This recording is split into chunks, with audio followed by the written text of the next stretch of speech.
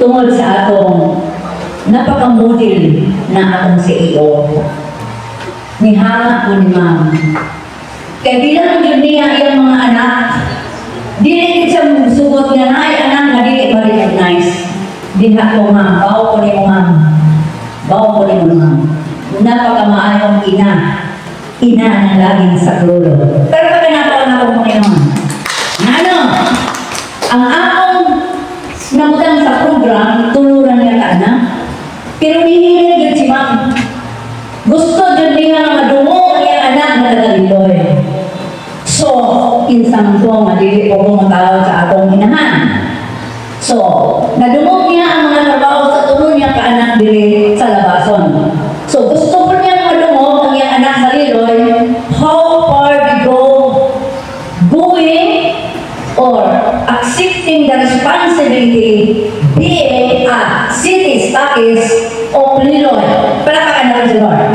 Forming Ma'am, Mrs. Regina Cobol. Yes!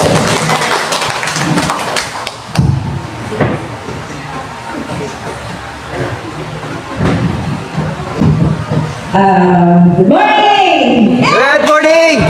Daghang kayong salamat, Miss MC, sa imong pag-analyze na ko. O una sa kanan, Lord, nagpasalamat ko nga diabot ni diri nga biskay kami pagyahe. Amen. First of all, daghang kayong salamat sa mga karon na ari-ari. Ilabi na kayo ni Ma'am Rose, nga atong CEO nga gwapa kayo, o sa iyang bana, Sir Leo, Dr. PAP, Brad Aiser Sibong, daghang kayong salamat niyo, ni Park Benji, Ma'am Susan, Ma'am Lunella, o ganatong tanan kani aron diri nga napasalamat og dako nga daghan jud ta kayo ani karon. Sa ako ang i-report lang ninyo sa akong pag-series sa Liloy, medyo naroon ko na nakita kay bisan pa man sa mga kagulian o mga pagsulay, normal dyan na ang tao na ay pagsulay. Kaya nga naman, ang Jesus Galino, kanang gilatos yun siya. O ayan siya naka-survive nga napasan na lansan siya na cross o nabawas ang atong mga sala. So, ninsali ko sa Ginoo nga bisa dahil kayo mas magpagsulay na mo, ano ang nilawaton o giganin sa kabuot sa Ginoo. Yes. No?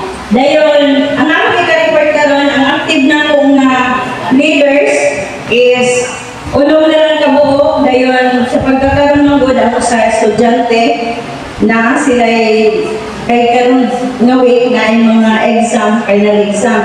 Duha kabuo ng estudyante dahil ang isa ko kuwan sa iyang anak nga naabot iyang anak nga fire sa Leon Pustigo, ano dali magsaysay, so dili siya kaubanan ko. Pero nakailaw naman po ni kay isan o tagtulog upat kami mo lakaw, makapasunod naman po ni o package. So maghinabot lang po ka sa Ginoo, akong Panginoon nga unta iya jud ni survive o paningkamutan mo nga this month mapul na mo ang workout. Hindi sila kang wato dahil may salamat. Yes, yes, yes.